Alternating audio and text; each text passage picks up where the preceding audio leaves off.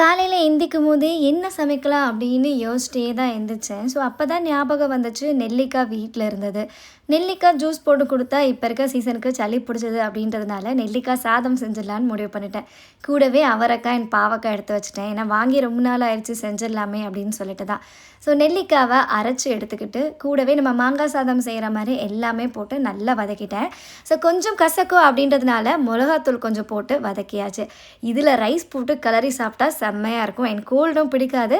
பசங்களுக்கு நெல்லிக்காய் உள்ளே போன மாதிரி ஆயிரும். சும்மா என்னோட டெக்னிக் உங்களுக்கு பிடிச்சிருந்தா நீங்களும் ட்ரை பண்ணி பாருங்கள். அண்ட் கேரட்டுமே அப்படி தான். அவங்க சாப்பிட மாட்டுறாங்க அப்படின்றதுனால கேரட் அரைச்சி தோசை மாவில் போட்டு தோசையாக ஊற்றி கொடுத்து ஸ்நாக்ஸ்க்கு கொய்யாப்பழம் தான் வைக்கிறேன். என்னமோ தெரியல குட்டி கொஞ்ச நாளாகவே என்ன ஃப்ரூட்ஸ் கொடுத்தாலும் திரும்ப கொண்டு வந்துடுறா.